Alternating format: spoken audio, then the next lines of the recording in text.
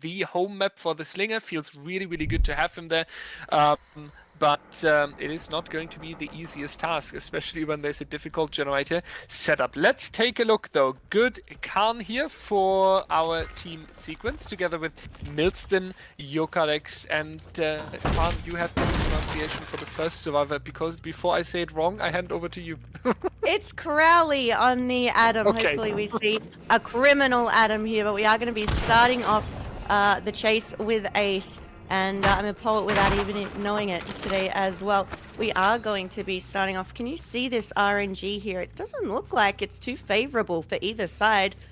From what I can see, Dyer, I think that we're going to be pretty balanced here on Suffolk Pit today. Yeah, it's going to be an interesting one here. The back and forth is definitely also coming down to the question, how is the killer able to keep a setup, and how are the survivors to potentially break through it early on? That's going to be a missed shot right here for the beginning. Void's killer is not, Void's survivor is not going to take the injury here. We are going to see them rotating over towards the generators, while our killer is going all the way up into the corrupted area here. A surprising choice, because there are survivors in the midsection of the map here that could be targeted, and now we do see the Slinger going back here. That's actually the player name, ladies and gentlemen. So I don't know if that's lacking confidence or just not enjoying this killer in general, but so far it looks a little bit tricky, because the survivors are not handing over anything besides this potential injury 2 minutes into the trial almost. But the Cigar doing a lot of work here. That's going to be a quicker cooldown, so that might be a quick down right here. Yeah, really nice value from the Cigar, showing us why people have switched to that one over the other combo that we were seeing, which was the Prison Chains. I haven't seen that one in a while, but we will be dying in the comp corner as usual over here, and Crowley being first to be hooked, but we do see a generator pop in the distance. So we got one hook for one gen, so we're looking pretty even still. We do have Eruption available here, as we can see. It is on cooldown at the moment, but I think our Slinger's in a pretty good spot now, being able to kind of stand on that hill, but I think he wants a little bit more pressure spread throughout the map, so he's going to be able to push the survivor off of this generator here. Well, while he does that, little does he know that we've got someone sneaking off behind him to get that unhook. We're now going to be doing a little bit of strategic targeting onto our criminal Adam over here. Seems to be giving him the water tower treatment. I see this a lot in pubs. I didn't think that I'd see it in comp, but a beautiful shot there. I think Slinger's name, very accurate. Beautiful shot there, and we do see our Adam go down once again, unfortunately. We'll be seeing a second generator pop as he slaps him with the D. The Q impression here on point, A+ for that one, and this is going to be an injury onto this survivor here. They are trying to prevent the tunnel out as quick as possible here, and now Void going to be in a dangerous spot here. The survivor vaulting over the window, but the shot is coming through, and that should be the down, but at least he prevented the survivor from being tunneled. So good work here so far from the survivors of Team Void, getting out 2 generators so far into the match here. Good work. We do see 50% on the main building, 20% on the other generator, and one survivor already preparing for a good and quick save here. Good coordination across the entire suffocation pit there, not grouping up, assigning a task to every single survivor to be as efficient as possible here. And now our Slinger with the difficult decision making. How far do you stay in the top side here? Do you contest this main generator here? Because then this is going to be essentially a save that is going for free, because the survivor is not going to be pressured, and that's nice idea there, actually shooting through the hole. Unfortunately not going to hit it, but we can see that Sequence Killer knows exactly what they are going to do here. So very nice idea right there, and also this could be a sign for Void to be rather careful here. Isn't it actually nice seeing people go for these trick shots in competitive? I think it's really nice to see. I know that there's a lot of Slinger mains that really pride themselves on their trick shots and their ability to kind of get these interesting harpoons that no one else is able to get or has figured out that exist. So really nice to see those being gone for. in this match here. We are going to be getting as much value as we can off of our high intensity dry kicking build as we kind of head around the main side and protect our 3-gen. I think that he's going to be playing towards the main side now. As we can see, all of our survivors have reset, are going to be heading back into the map. So I think the play here for our survivors will be to play it slow, to infiltrate the 3-gen, get a little bit of progress on there, and then once they take a hit or get injured, they'll be running over to the shack side. Our Slinger might actually not commit to that chase, never mind. Again, he knows that that the survivors are over here. It is fairly loose 4-gen in my opinion here with this one in mid that he's able to protect as well on his way back to the ones closer to the main building. So I think heading into late game, our Slinger's in quite a good spot. Yeah, this is oh, a nice headshot here over the water tower, and that's going to be another very, very quick injury. Cigar doing so much work. This add-on has been picked up just lately in competitive DBD. Before that, there were other add-ons bought, for example, the prison chain or the where you have a slower cooldown or a shorter cooldown when you miss. But these slingers are way too confident to trust on an add-on that is going to handle missed shots. Second injury straight together with the Adam here. Now they're grouped up kind of in the open here, running towards the bottom side. Yeah, that's away from the generators, but still could be dangerous if this ends in a double down. This will be at least one down being confirmed right here. The eruption coming through, surprising there, because this was quite some time now where the survivor was reeled in, so there was time to communicate. At least now they're definitely aware that this perk is on the killer side. This is going to be a punishing time penalty though for the survivor team of Team Void, and Braslinger knows exactly that, will head over and knows that this generator will not pop into his face here. So this nice triangle 3-gen here on the top side, if we are kind, we count the mid generator into that as a 4-gen, is definitely something you can work with, especially when you are taking good control here. We do see confident shots and quick downs, so Braslinger 4-team sequence here with a very, very strong performance so far. Moving back towards the back of the main building. This shot was a little bit too late here, unfortunately, not hitting the survivor, not able to apply another injury here, and now you need to make sure that you're not letting the survivor escape from the top side, because if you want to have another hook, then you definitely want to have it up here. Holy moly, you know, I think the name is so accurate. I think a lot of our survivors will be saying, bruh, what is this Slinger? Really, really nice display, I think, of mechanical skill on the Slinger, as well as decision making and game sense. I think our killer here, the Braslinger, has got quite a lot going for him at the moment. He's making some really good decisions, knowing which chases to commit to on the other side of the map, if those gens are going to pop, or to come in and break up the reset. And the team meeting we're having over here at the shack, which we can see, but he's not going to be convinced to stay there for too long. I think he'll allow the reset and head back to his generators again. We want to be able to use them. I think we see a lot of the time, Dyer, people will often bring these perks and then they'll go to tunnel someone out, completely disregard kicking the gens. So again, really nice to see a killer bring in a specific build for a purpose, get the value and actually use them. I know a lot of people are probably molding about the 3-gen on the Suffo pit, but again, it's just a really nice display of mechanical skill and getting value from the perks, and also showing us just how strong this combo can be against some really, really incredible players. Yeah, this combination is actually huge, and getting all the value from it is really beautiful as well. So far doing a very nice job. Next snipe coming out. YouTube 110 build here. Our survivor is trying to contest it and take a hit for the teammate, because Quirky would be in danger when they are going down here, but unfortunately not able to do that. So we are moving. Oh, another one here around the corner into the shack here. That's not going to be a nice feeling for the survivor team here, and maybe we do see another trick shot coming out and taking this survivor down really, really quickly. Back and forth here with the mind games, trying to, yeah, he's going for it, and he's landing it as well. Everyone who wants to learn competitive Slinger, this is the right address to watch a DBDLeague whenever Sequence is playing, ladies and gentlemen. That's where you learn Slinger for competitive DBD. Very, very strong here by Team Sequence. Absolutely beautiful to watch. And what we have to point out is we are only sitting on 4 stages so far. That doesn't feel like the most, but we do have a survivor removed from the trial now. We have another one injured that also needs to mend, and we have this beautiful 3-gen setup. And as soon as you lose one survivor, the killer has the opportunity to hook one needs to unhook, one is in chase, so generator pressure back to 0. And with this setup here, the task for Void is going to become very, very difficult.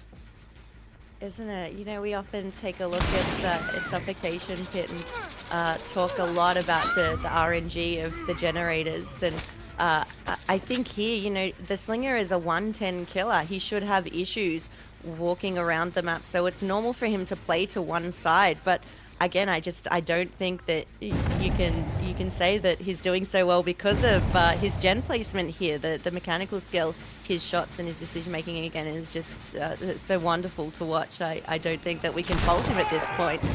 Again, playing for the late game, another really, really nice shot there as we see a missed skill check off in the distance. But again, he's going to allow the reset and make sure that he's in charge of the generator progress back here.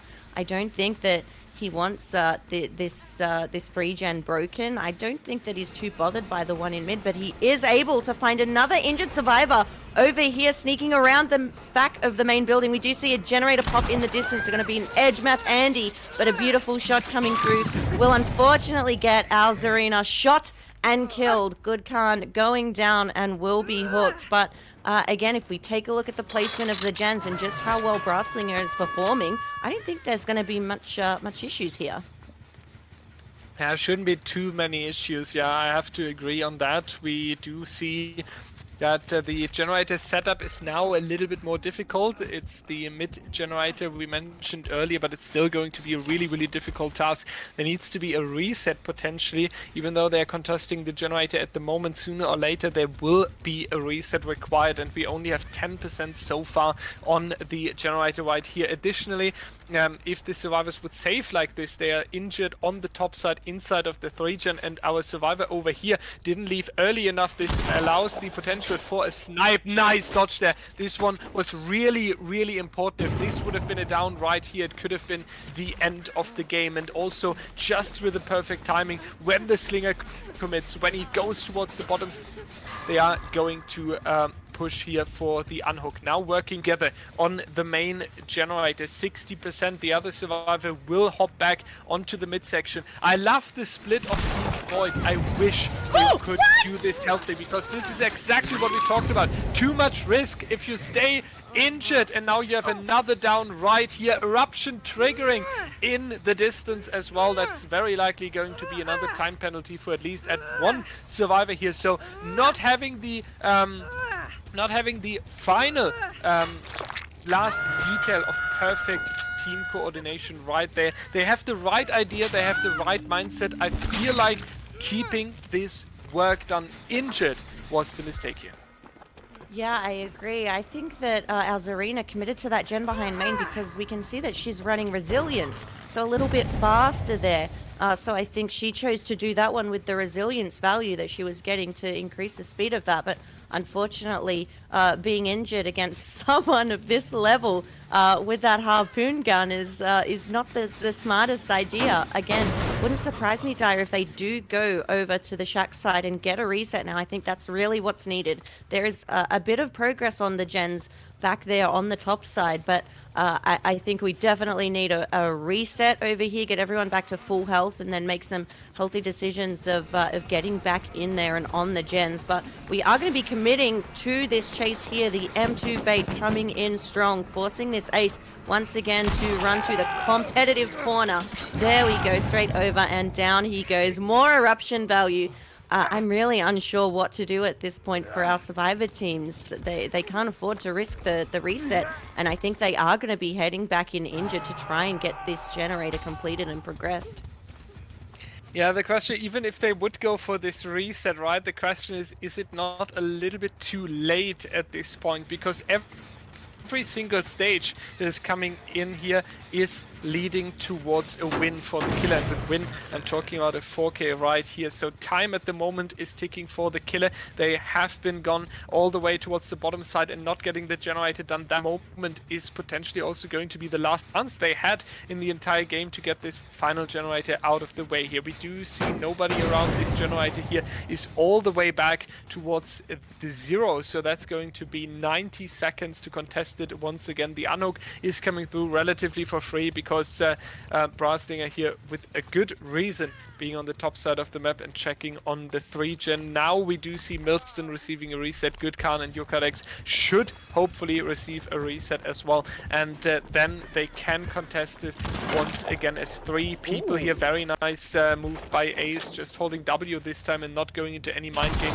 with the back and forth dodge. But a very straight response from our killer here, saying, okay, I missed one shot, but you take this one at least. And now he can leave. MissBarn will be busy for a while, has to mend, and a teammate has to assist there to go back for the health state. So back onto the main building, we see it's a very, very slow game here. Very, very much contest between these two teams, but I still think our killer is in a good control. He's returning with a very perfect timing again and again here, making sure that the survivors do not get anything for free. And that's going to be an injured Serena in the comp corner here, but there's a hook not that far away, so that should also be the death hook onto Goodkhan, the elimination, and with the 2v1 enter eruption, potentially catching another survivor there again in the distance. This is now Barn looking really, really difficult. I would love to have an idea how Void is contesting this, but the only answer I have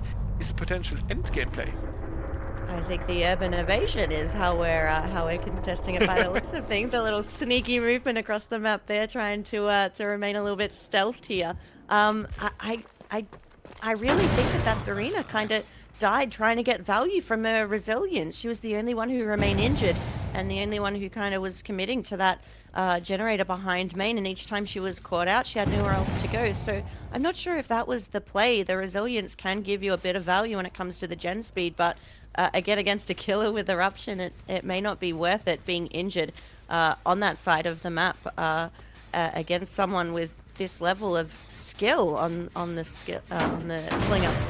We are going to venture back in here now, and as you said, Dyer, I don't think that it's out of the question that they would be playing for the end game. I don't think that there's any way we're going to be able to get one generator completed now that we're in a 2v1. We do manage to find our Ada though, who swiftly leaves this hill and will be running main. So we do have the generator over in the jungle gym there that the other teammate could work on, but we're just not.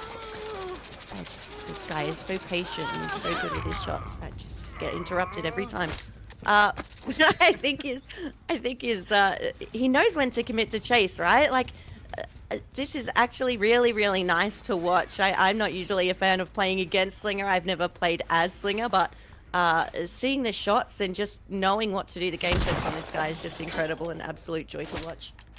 Yeah, Barn, that's the issue if you're casting for DBDLeague. You can't enjoy the gameplay anymore, but I have to agree, this is honestly perfect. If we go through the list, decision making on point, the nice mix between risk and being careful with the decision making on point, generator defense on point, returning in a perfect moment on point, and also the time calculation, right? Often we see killers not committing to anything, and this gives the survivors too much of space. And our killer here, never overcommitting, always having, it looks like he has a timer in his head, knowing exactly how much time he can spend in a certain chase for this injury, for this down, for this hook, and then returning back towards the top side and making sure that the survivor that is currently trying to contest the generator is still interrupted. It's just an amazing example of how good an experienced killer can perform against a very, very strong survivor team, because Void, it's not a no-name team, and Void is not a team where you do this easily. It's one of the top 16 teams at the moment in the community being invited to this event here after their very phenomenal performances in the 1v1 event. So you do face a very strong survivor team over here, and then playing it out with such a confidence and such a routine actually tells us a lot about the Slinger here. Nice one now, just a quick shot onto our survivor here. And Ace is going to be the injured hero, last man standing in the trial here. Is it going to be another generator completed for the 2 points, or is it going to be an endgame play? That's going to be the question we have to ask towards Void. Yeah, I wouldn't be surprised if they do pull something with the exit gates here. I think we have at least one of them at the top side. They are hiding very far away. Look at him, Barn. I know that you sometimes feel bad for the survivor, but I don't want to be in his situation right now.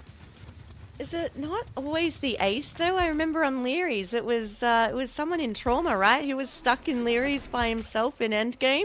It's the same situation here where we've got this poor little Ace stuck on the edge map, just trying to hide and keep himself safe from this incredible slinger that we know full well is looking for him. He's got his eyes on the prize. He wants his 4K, and I think he's definitely going to try his best to get it. He is looking all around the map for where he could be.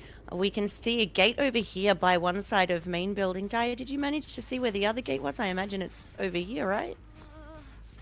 I think so. Either on this one or on the other half of the... Oh, we're sneaky with that urban evasion. Sneaking for the hatch. Yeah, I'm not sure. You know, we saw last night, or I think it was night for you. Time zones are very confusing these days. But, you know, we managed to see an incredible escape by Eviscerate with the exit gates. When the killer went to close the hatch, they managed to get the gate open in time at the main side of the map. So we may be seeing something like that where poor Milston here is going to try and camp a gate. I think it does look like Yurkart's going to play for the bleed out, I think, but with new bleed out rules in place, it's not really that beneficial, I don't think. Yeah, good thing you touch on the bleed out rules there. So, ladies and gentlemen, you are used to the following rule. If a survivor bleeds out, the killer loses all the points. We have changed that because there were problematic situation where people could force a pickup, and then on the other side of the map was the hatch and stuff like that. So the new bleed out rule, you can find it in our rule set, !rules in chat, is that the killer receives all points for the survivor, and if it's not a dead on hook survivor, so a struggle survivor or a fresh survivor, then we deduct one point from the killer score. In case we have a tie, that would break it. So that's going to be the new rule. So Sequence could have taken the 27 points here, but they do decide to go for the hook, and that's an interesting decision. But I still think our survivor would need to fail at least 2 skill checks. It takes a little bit until these appear. Our survivor on the other side should not get the hatch, if I'm not mistaken. Even if this is a 4.4 killer, it's still a little bit of risk, and Milston has changed the map half once again with his urban evasion. This is an urban evading legend. He is on the move. Look at him go. I don't want to play the speed racer theme here, but we're not going to be able to do that, unfortunately. But is he going to get this unhooked? There's no way. Milston is absolutely out of control. Look at him urbaning in. He actually looks like someone in the solo queue, doesn't he? He's going to be urbaning in, getting the unhook, getting his altruism points, and then heading off on his way. I don't think that they are going to be looking for gen progress in this case. I do think they're going to try to play for the one out, either through the hatch or an exit gate, but I don't think Deathslinger is buying it. He knows that there's an injured person around here somewhere, and he's certainly going to find him. Yeah, Team Void plus Milston in solo queue are one more time with 2 survivors injured here. Void and Milston now going to contest this final generator, while Milston is continuing his solo queue streak here.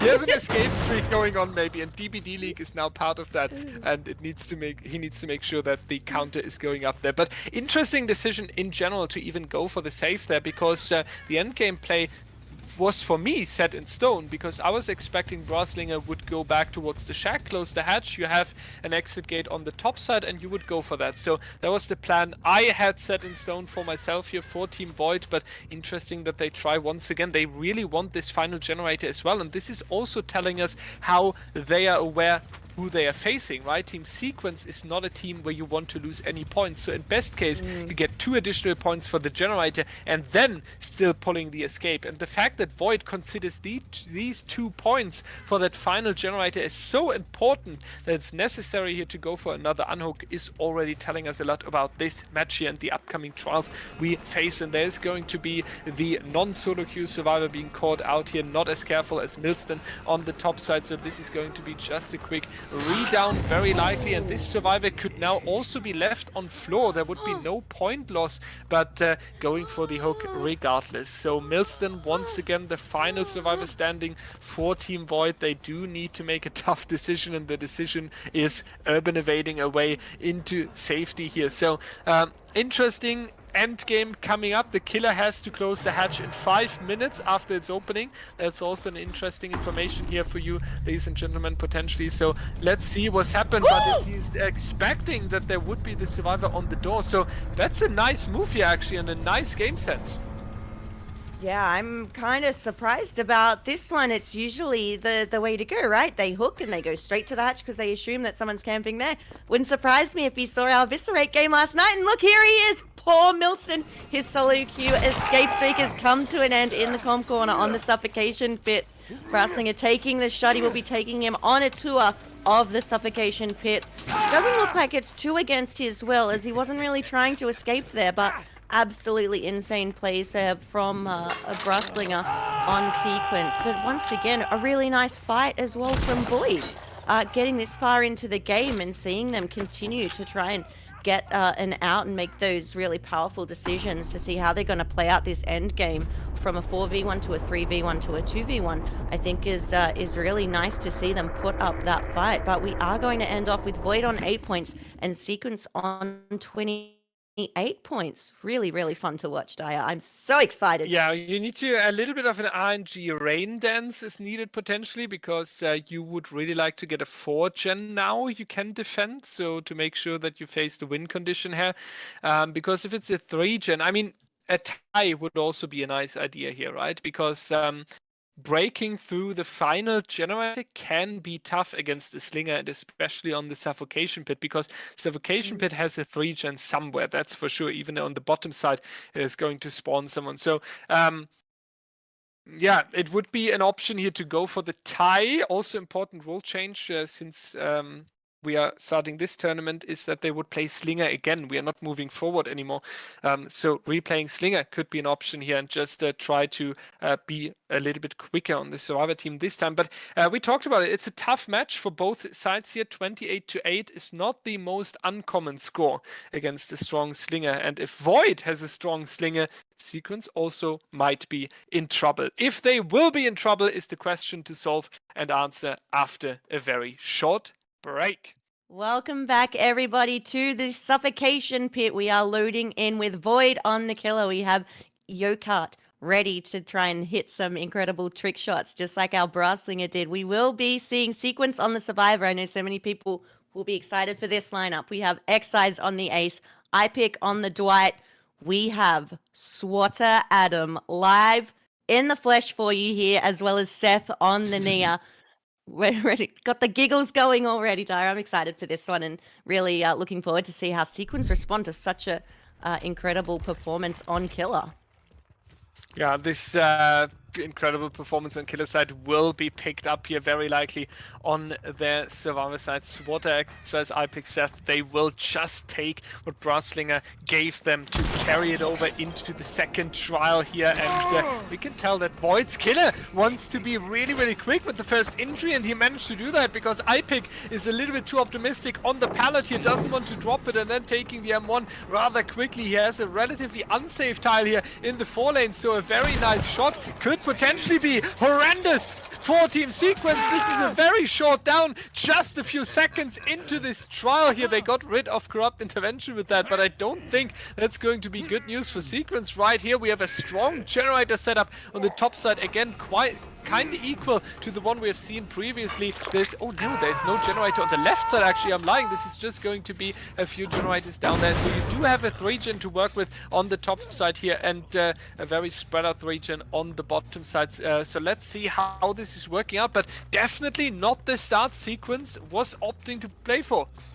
No, you know, I often make jokes in my pub games, Dyer, about taking a tactical down to deny the corrupt value, and I don't believe that that's what we're seeing today, but it's certainly something that could happen if people chose to do it. But we are going to be following the scratch marks of somebody through the middle of Suffo Pit. It is the criminalist himself, Swatter Adam.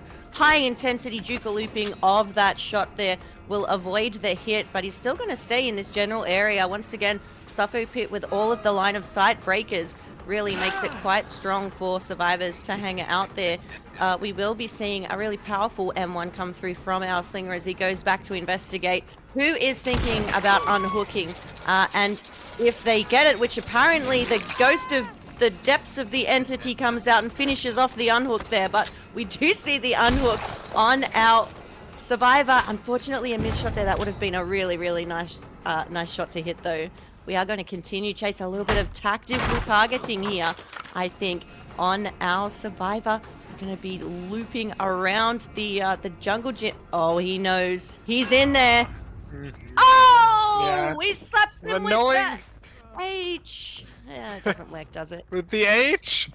With the H-O and the entire locker. He slaps him with the L, potentially, if our killer is not watching out here. That's going to be a down onto iPick here really quickly. Revenge is taken as quick as possible here into the second hook stage onto this game. First generator coming out now for Team Sequence. Very important after the struggle in the first part of the game here. So making sure that they are getting these objectives done, and this one behind the main building is really, really important. Great job there from Team Sequence breaking that one up. Now you have to work with a triangle that includes a generator towards the midsection and one on the right side of the map. This allows the survivors to quickly rotate towards the bottom side whenever the killer is coming around. Is it going to be the confirmation onto iPick's death? No, because we are taking care onto Excise first, but now it should be the return towards the hook, because same as in the previous trial, you want to force the 3v1 scenario as quick as possible. Swatter receiving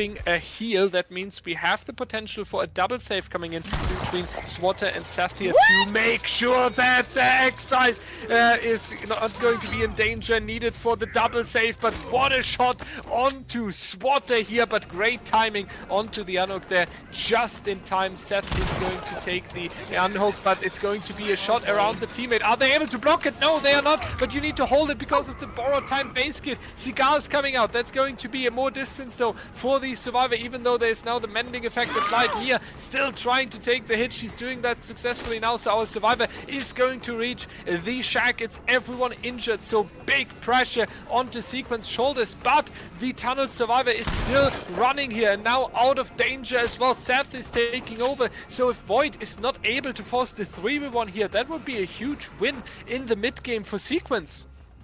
Yeah, I'm really surprised Jukata just kind of dipped from that and headed back here, knowing how close he was to getting that tunnel out. But again, another display of good decision making. He knows that Sequence aren't silly billies. They're going to be down here on these generators. They're going to be trying to make sure they avoid the eruption and the Call of Brine combo. In addition to that, though, we've also got overcharge. But we are seeing a lot of really nice plays from Yokat.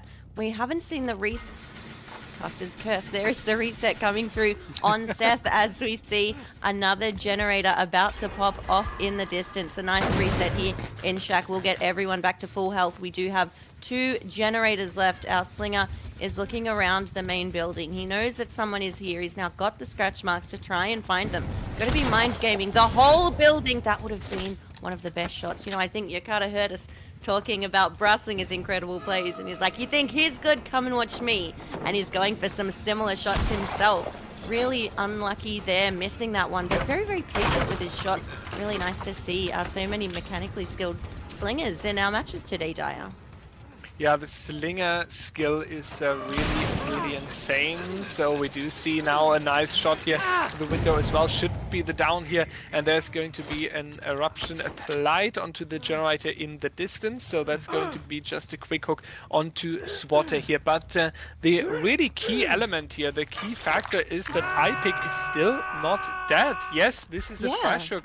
That's a bonus point. That is great, but the win condition is all generators for Team Sequence. As long as they have 4 survivors standing in the trial, they're not going to worry too much if there's a fresh hook on the hook. So taking the 3v1 scenario here would have been the key element for the win, and unfortunately Void's killer Yukadex was not able to do that. We do see that the Shack generator also has 40% of progress already. Missing a shot onto this filler pallet is adding up to the fact that Sequence has a good control over the match right here. 2 more generators need to be repaired. You do have a 3-gen triangle here that is a little bit spread out and also move towards the midsection, so not the best one. I think at this point you are giving up on the Shack gen entirely though if you're playing for Void here. Our Swatter is caught out in the open, so he's not going to make it far, but the killer is also going to be busy here, especially when Excise manages to take a hit successfully and giving them some distance. So this is going to be an interesting play out now, because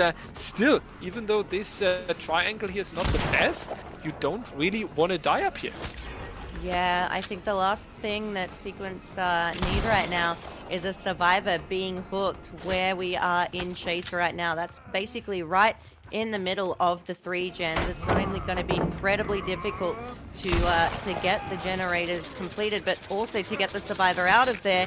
Here we are, though. He comes through with the cigar value, getting that shot, but unfortunately going for the swing and missing it.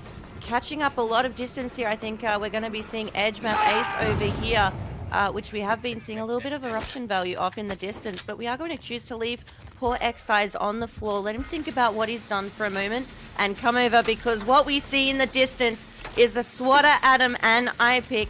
No, it's Death. It's all together, 3-manning the last gen. They complete it in his face. He was unable to protect that 3-gen that he had. We're now seeing the last gen pop. We do see, I think, Adrenaline on Excise as well. He did manage to get back up. And now we've got 4 survivors ready to play the game once again with all gens done. We just need to get the gates open and head on out.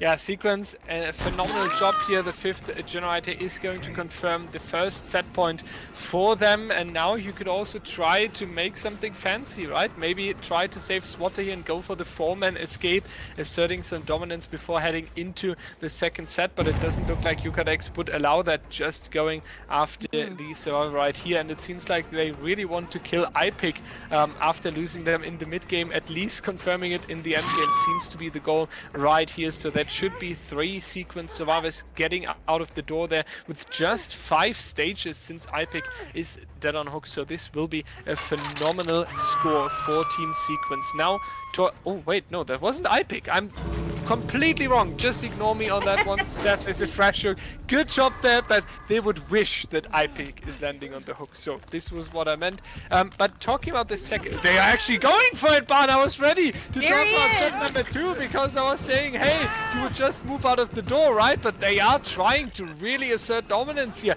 and they are looking as fancy as they try to look here. 2 heals in the distance. That could actually be another survivor rotating over, but unfortunately taking the down here, a little bit of a delayed pallet drop there as well. So now Sequence taking the fun, because they will play survivor once again. So it's important that you feel relatively confident here.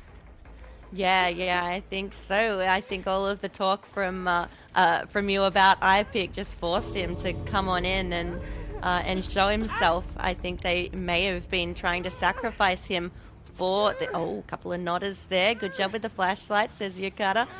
But I think that maybe they were trying to sacrifice iPick's death hook for Seth's second hook, which unfortunately we can see didn't work there, as iPick is still very much alive and well. The boys managed to come in when the squad rolls up. They're all here. They are going to be trying to head on out, but I think Yokata, with one really nice shot here, might be able to get a kill from this. He does manage to catch up with iPick, and I think it's about time that we got him out of the game. I know we tried to get him out very early on, but that wasn't able to happen. But yeah, going to see him on the ground now as we apply a little bit of pressure, trying to force these survivors out of the gate. We know that Sequence are very altruistic. They want to make those fun and exciting end game plays for us. But it wouldn't surprise me here if they just leave poor iPick, unfortunately, to take his death hook, and they take the 3. They take the 3. Unfortunately, no fancy 4-man escape. But now what I predicted earlier by accident is actually going to happen. iPick is going to die here. So I'm just going to claim most or best prediction caster in DBDLeague 2022 for the kill onto iPick here. Amazing game, 43-25. That's going to be the 1-0 4-team sequence here. There's a lot of work to do for Team Void, especially on the killer side when it comes to the tunneling and the elimination. The issue is you just have a few moments here because Void is going to stay on the killer side. So we will find out if there's a new strategy coming out in set number 2 after a short break. Everybody, it's time for Doctor. Which map is it? It's the Dead Dog Saloon. A very interesting map. I stole it from you. You brought me on it earlier, and because I take intro, it's my joke now, so I take the credit. Thank you, Barn.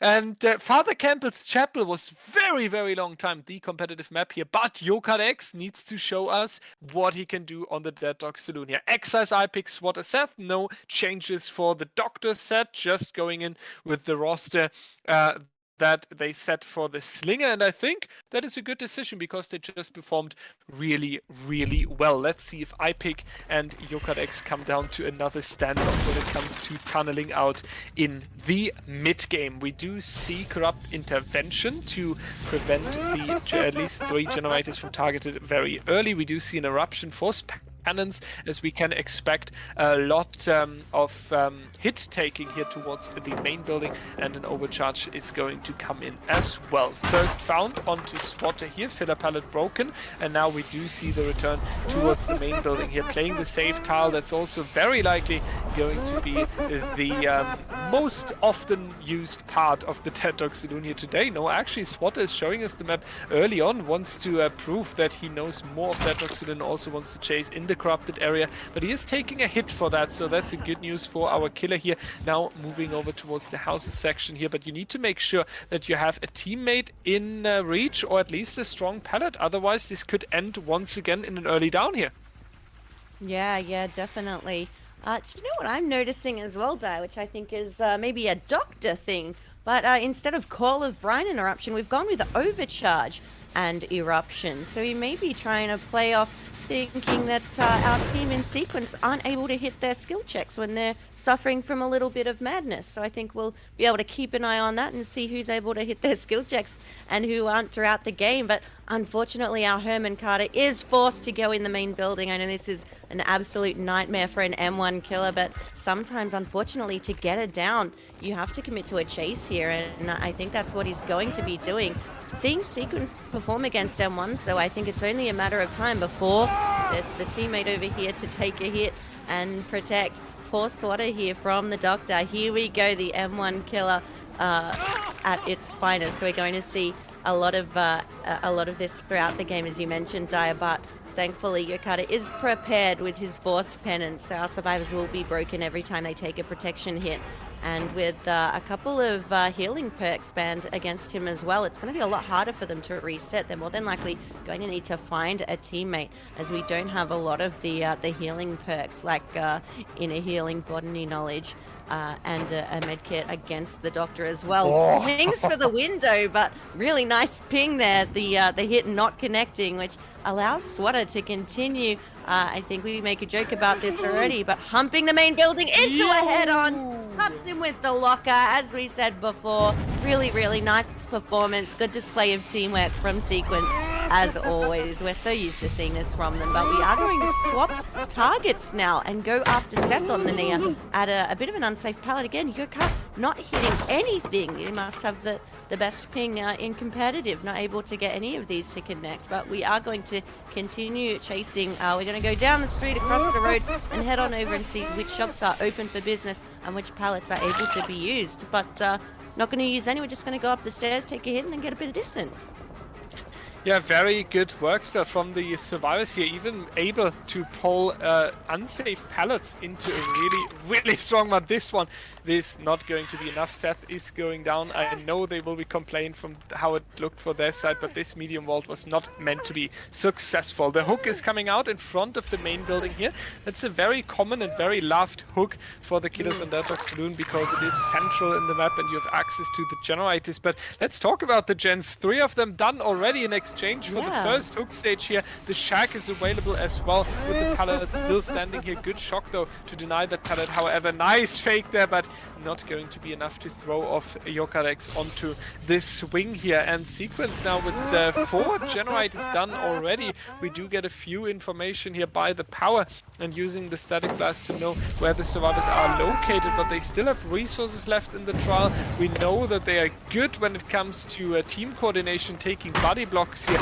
Even the forced penance is not really able to stop them, and I wouldn't be surprised if we do see another reset in the distance just coming out now. Mind games coming out here, but the survivors of Sequence also proving us why they are so known and why they are so dangerous. It's going to be the down here on this pallet. I pick will be a hook stage number 2, but slowly we need to start being worried for that final generator because they are also quite split, I would say.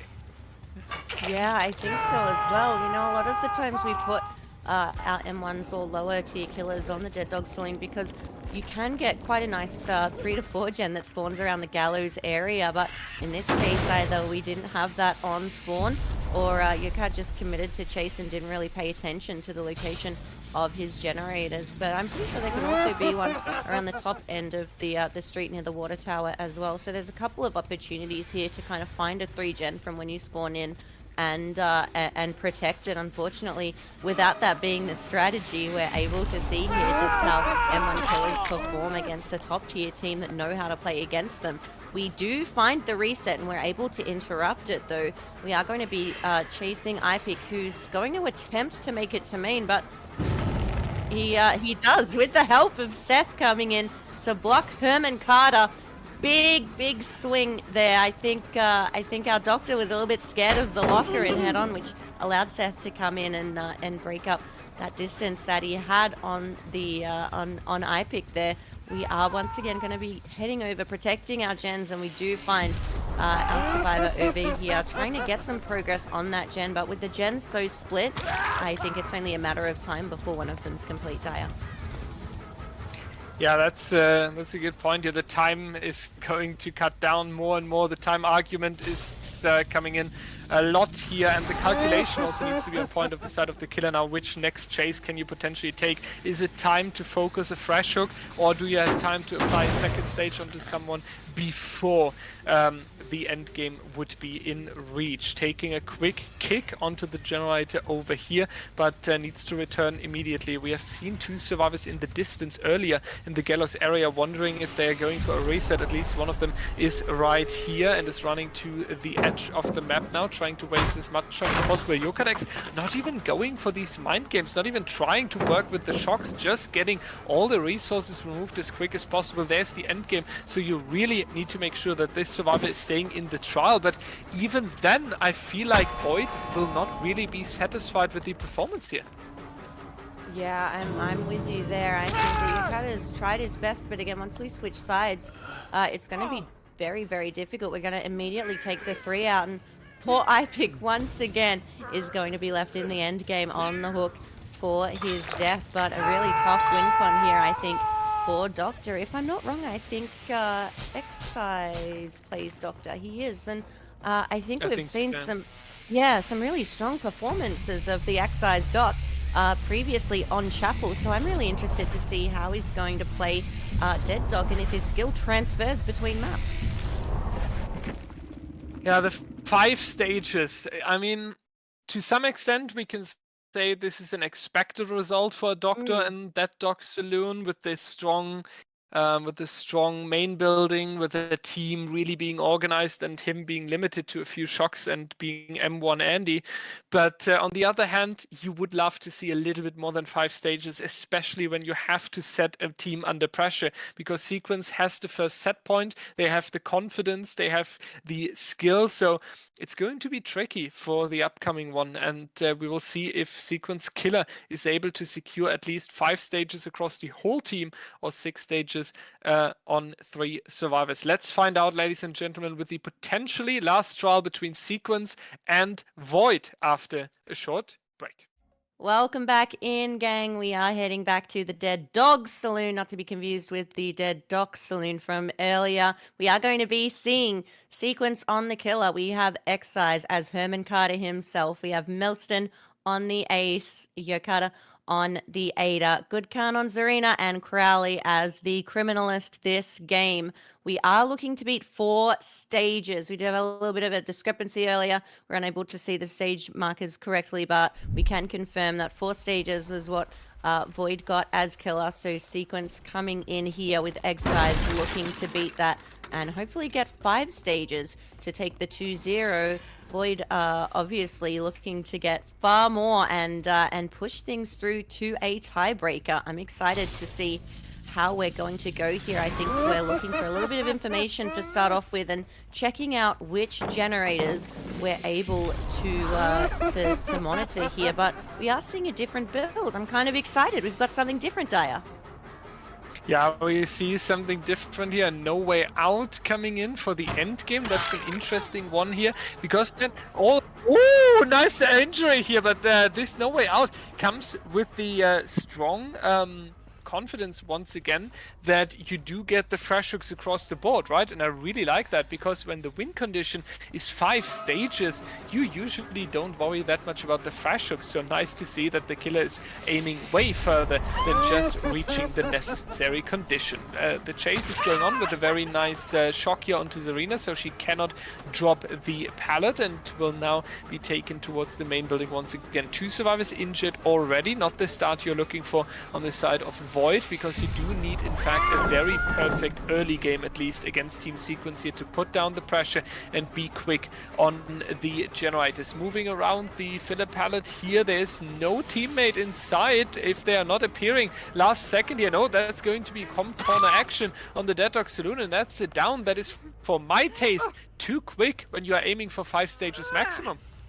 Yeah, I agree with you there, Dyer, as well. I think a hook at 5 gens there. We do manage to get the generator at the gallows there, but I think they'd want a bit more progress and less injuries before they get their first hook. We've still got an injured Ada somewhere around the map here. Exide's going to use that static blast and try and locate survivors. I think he hears something here and is not shocking at nothing, so it wouldn't surprise me if someone's up here and he's trying to track them down, but I think he could kind of just okay, there we know full well if that isn't Milston over there urbaning. There we go. I think he's found his calling now. Milston is the urbaning ace. He is going to be doing some bush diving over here on the Dead Dog Saloon. I think Excise knows what he's up to. And that there's a sneaky ace in the bush over there. He does get spotted and chooses to leave. I think they may need to send in 2 survivors for this unhook, but I think they need to get some pressure on the gens. I'm not sure if kind of distracting by himself is the play here, Time. Yeah, it's going to be difficult, right? We maybe need to invite Milston to an Urban Invasion tournament very soon. That would be definitely where he is unbeatable. But now the double save also seems to have a few issues here. The survivors blocking each other, and then the communication being off. Ace is coming too late, and this is not going to be what you were looking for. Everyone is taking hits here. Now also going to be the down onto Milston here, and usually you would say good news. The survivor that was on the hook is able to move away, but with just 5 stages here, it is not going to be that much of a good news, because I feel like our Killer would take any survivor to throw on the hook here, especially with so much time being given due to the fact that 4 generators still need to be repaired. Back to into the main building, doing 1 round over here. Nice dodge there on the power, but because of that you do lose the distance and will go down eventually. 1 is going to be repaired in the distance, and the death hook is going to come through here, so this is going to be an elimination straight next to a hook survivor. Another generator coming out, but the hope for a win of Void is shrinking towards 0 here. Sequence too dominant, too strong, and too efficient on both sides to drop a set here. Yeah, I don't think they're able to allow another hook now, which is going to be really tough considering that both of our survivors here are in the injured state.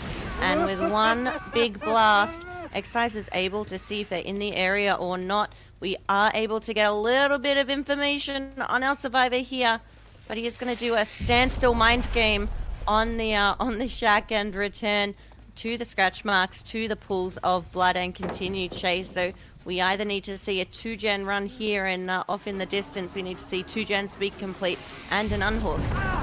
But unless here, I think we might be seeing a quick down because Exercise is not joking with his shots. He's going to be going for the locker play, which is odd. But I think maybe he's just conceded there's nothing more he can do in this chase. There's no resources around that he can use. He was going to go down anyway, so why not force the grab to avoid that slug-in situation? And that allows our urbaning champion, Milston, to get reset off in the distance. Urbaning champion, that's going to be... I think we need a new award. Yeah, Void and Solo Q Milston, the Urban Evasion champion playing here. It was a very, very good attempt by them, right? They did a lot of good decisions once again. They were fighting. Unfortunately, it was not enough to step up to Team Sequence and put them under enough pressure here, so they would drop it. It's going to be Sequence taking the second set here and moving forward to round 2 of the higher bracket, but Void is going to have another chance. They will stay in the lower bracket due to this being a double elimination event, and we are hyped to see them at the upcoming weekend. The chase is going on here, so Milston would be forced to urban evade towards the hook and take the unhook as quick as possible, while we do go for the water tower. The pallet is now dropped. It's a strong one, but the Doctor can easily deny the vaults here, so this is going to be the shock, the vault over the pallet, and now you can confidently go for the M1 here. Nice down, nice unhook in the distance as well, but Void at this point is also more busy with unhooking and healing to seriously put pressure into the generators, and therefore it might become a little bit of a struggle here to even reach the end game now.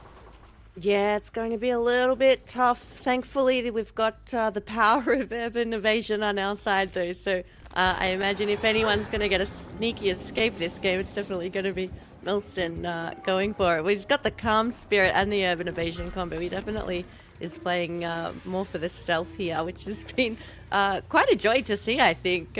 We often, see a lot of the same builds here. I think switching views and seeing Milston urbaning around the map has just brought a whole new perspective to competitive DBD at 5:30 in the morning that I didn't think I'd see, but I've been enjoying it. We are going to see our Adam Crowley take a down over here in the edge map now, and Milston does manage to get the unhook. We did see what he was capable of with his urbaning unhooks on Suffo Pit, so I'm not surprised that he did manage to get that unhook, but now with that calm spirit, I think again, he's kind of sandbagging his teammates, being that they're the only ones that's going to be making noises from the Doctor's shock and yell, but we are going to be in chase with our Ada here. No, we're not. We're going to... Is he trying to show the back on... I'm not quite sure of the mind game here. It definitely worked. It forced Yokata in absolute shock at that mind game. They stood still and just I think took the down there. But Exercise is convinced that there's an urbaning Milston in that area. Yeah, urban evasion. I mean, what else if not urban evasion, Andy? Is coming out here, but that's a nice finisher. I hope the last chase is going on with urban evasion around a filler pallet or something. Milston, though, waiting at the hook here, just accepts what's waiting for him, and that is going to be the quick finisher for Sequence and Void here. Sequence with a 2-0 and a very dominant performance, moving forward into the higher bracket round 2. Void is going to go into the lower bracket here, and I was talking about the potential opponents for these two teams. That would be Infernal and or Divine Dead. One of them playing against Sequence, the winner team, and 1 against Void. Infernal and Divine Dad also a very, very interesting game coming up there for us. Sequence, congratulations, and Void, very nice performance as well, even though this one ended in a 46-16. Good job. It was really, really nice to watch. So we are going to move forward into the next one here. We do have Infernal Divine Dad, as we mentioned.